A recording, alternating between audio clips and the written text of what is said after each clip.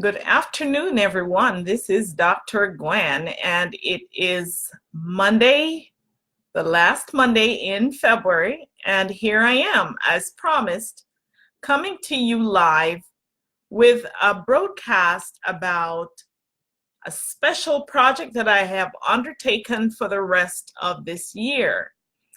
Now, my project surrounds self-love, and I was doing a little bit of research just a couple of days ago into the whole phenomenon of relationships. And as you know, I've always said that your life is your business, and you can't separate the two. You can't bring your life individually and expect that it will be not impacting your business at all. It just doesn't work that way. So I started doing some research based on a project and a book that I am actually going to be publishing. And I'll tell you a little bit more about that in a minute. But the special project surrounds healthy relationships. My research was about the whole statistic of abusive relationships. As you know, I've shared before, many decades ago, I myself have been through that type of relationship in my very tender early years of marriage. And that lasted for quite a while before I finally extricated myself from that.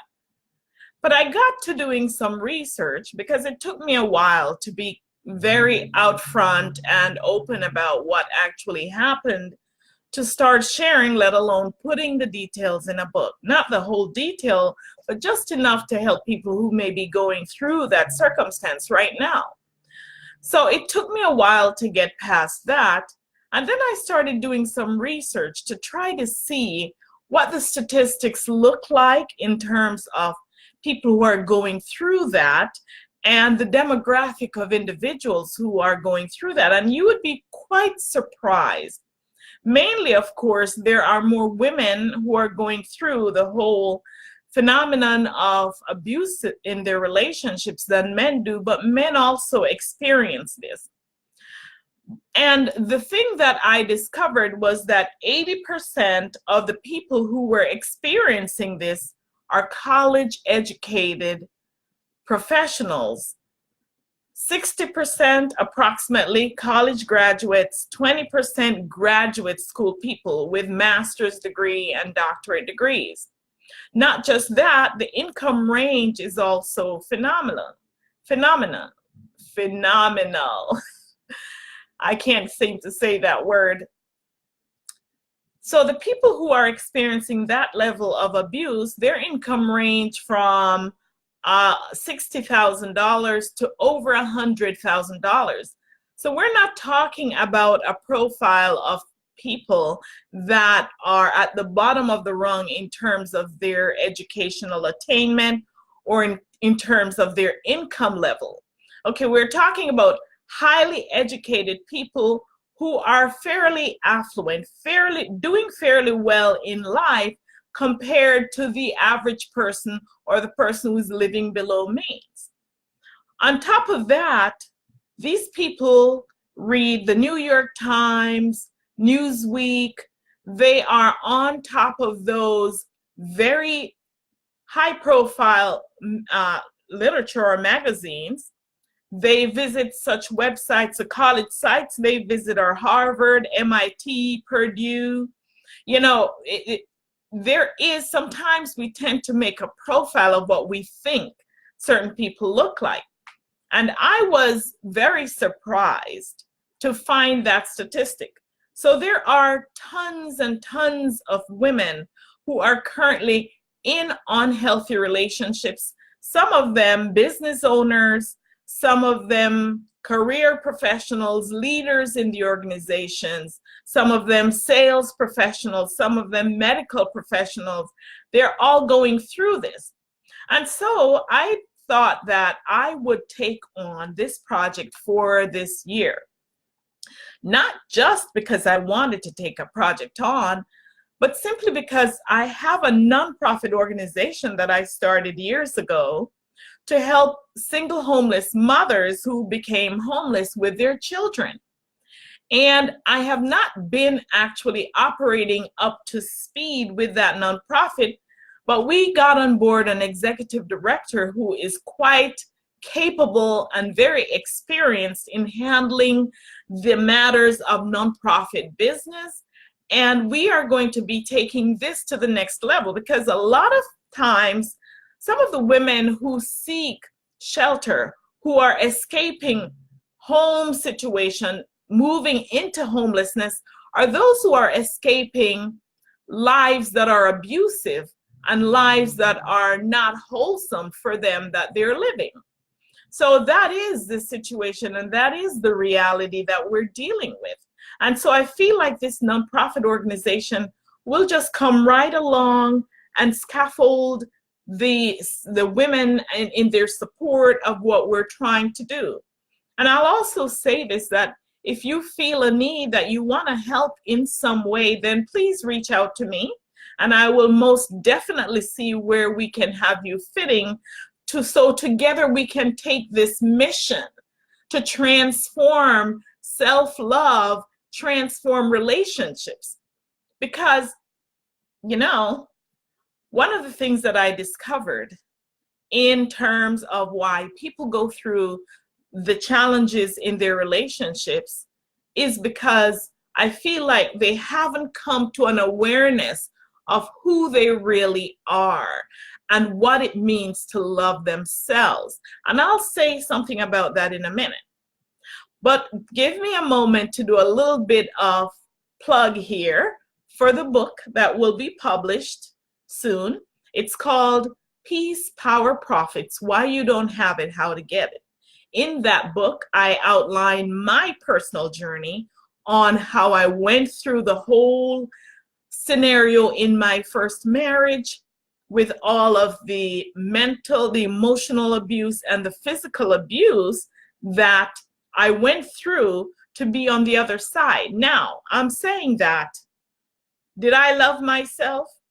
I don't think I was fully aware of what it meant to love myself. So you got to get that book to find out that journey. And not just that, how, if you're having any kind of issues, doesn't have to be an abuse situation, but any kind of issue that is keeping you under and suppressing your emotions and causing you to feel disenfranchised, anything like that, this book supports a framework that helps you to work through that process so you can actually overcome what you're going through. So I wanted to say that right here. So now let's go back to talk about love. Do you really love yourself? Because I feel the premise of a good relationship starts with love.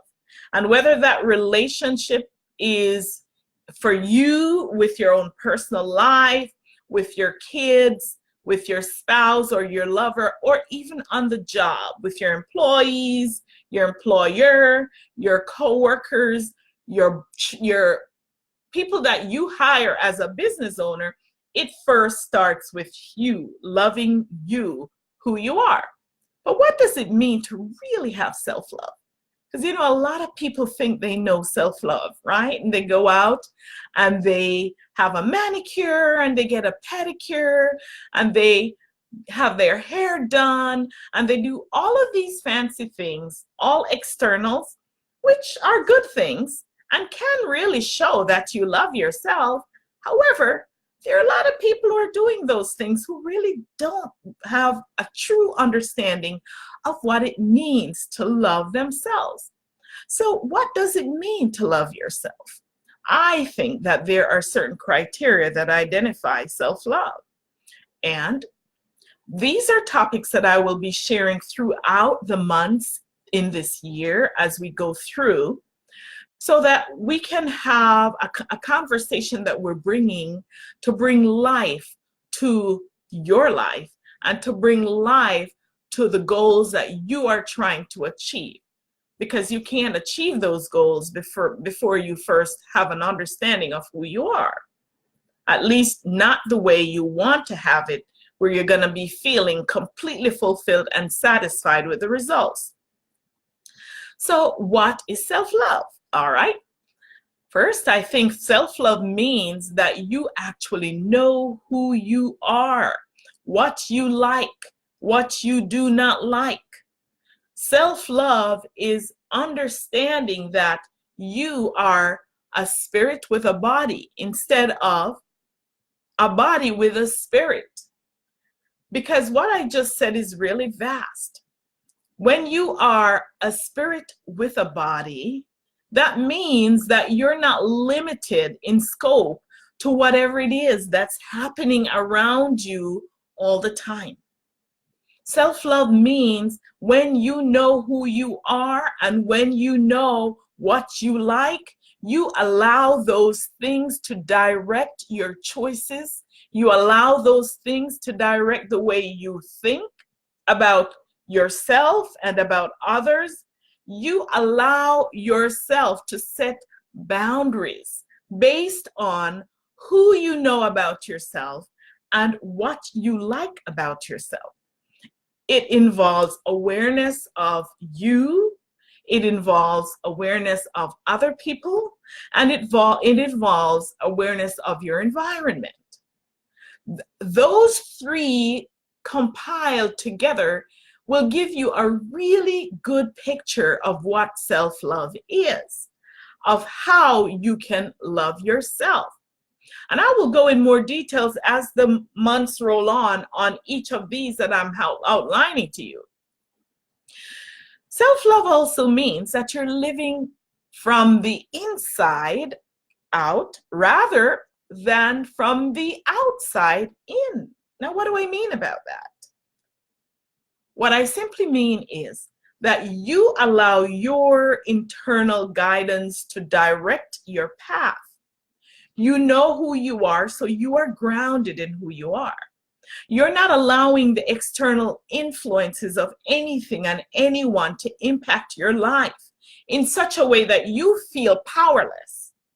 Because you know who you are, you wake up with an intention every single day of how that day is going to be, and you are the main power source, sourcing from God within. You are the source of the experiences that come by your day. Now, I don't mean you can influence what John and Sue and Mary are going to say. You may not have any influence over them, but you have influence over you. You can choose how you're going to react to all of those influences, everything that comes in your path, everything that shows up in your environment. You are powerful enough to make that choice so that it does not impact your life. So you dictate how the environment is going to cause you to react. Self-love means that you're acting in rapport with yourself. That means that that little voice inside your head that's telling you what to do is the voice you follow. You don't go chasing after Johnny's goals and Susan hair and whatever else we find ourselves running after. We don't do that when we love ourselves.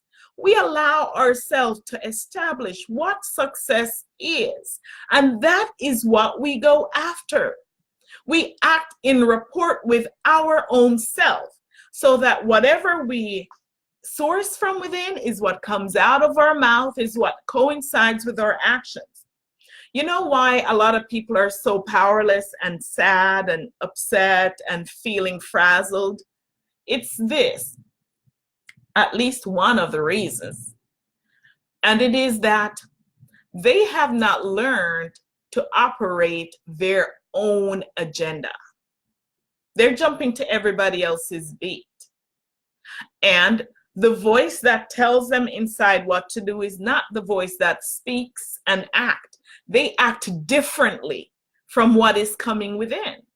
And because you do that, you feel like you're split in a million directions. I used to do it too, I understand. You know, there was a time when I wouldn't say the things that were in here. And I'm not saying every single thing that comes in you should say, but speak your truths. Speak your truths with love, okay? So when something flows in, if someone asks you for an opinion and you really don't like the thing, don't lie about it, people. That's a simple thing, but that's so real. Don't sugarcoat it. Oh, I don't want them to feel bad. If they feel bad, that is on them, as long as you have delivered it with love, okay? But speak your truths. You cannot feel whole and peaceful and at one with yourself when you keep saying something different than what you're feeling inside. Self-love also means that, as I said, you're going to set healthy boundaries. And that's a whole other topic for discussion. As I said, we're going to talk about what healthy boundaries mean, even in relationships. But the main thing is this, that I want to say now, is that you teach people how to treat you. And when you don't set those boundaries up front, it becomes more difficult for you to enforce any kind of boundaries later on, because people now are used to mowing over you and just completely ignoring who you are and what you want. You've got to communicate what you want so people know what to deliver. So set those boundaries in your life, in your relationship, physically, emotionally, spiritually, otherwise. Set those boundaries. A really great book that helped me decades ago is a book called Boundaries by Dr. Henry Cloud. That is a good book. I think there are several versions of it. I got the one that was just simply boundaries, but I think there were others that were coming out, like boundaries in dating and boundaries in marriage and boundaries in all kinds of other scenarios. But that book is very powerful, and it will help you to understand what setting boundaries mean. And then finally, self-love means that you allow yourself to choose what inspires you. Don't allow other people to come telling you how you should live your life. You can listen. There is wisdom in hearing, but the final deciding factor should come from within. Self-love then means that you are one whole being acting in concert with your internal guidance system and delivering consistency from inside here, through here, into your actions in the world. When you operate that way, people cannot help but notice who you are. And the main thing is, you will feel so free, so peaceful. I promise you this, because I was one of those individuals who wasn't really living her peace. I wasn't, for a number of decades ago. And the minute I discovered that, oh my goodness, I cannot begin to describe to you the peace and power you feel living that way. So this is my project for this year, and I will be talking to you more about each one of those topics as we move through the months. And maybe I'll hop on here when my book is about to be published, just to give you some details about that and how you can order it. I'm going to set it up at such a low cost because I want that book to be in every single person's hands. Yes. And I hope it'll be in your hands too. So once again, friends, this is Dr. Gwen, empowering lives to live purposefully and passionately. Take it a day at a time. Love you. Bye.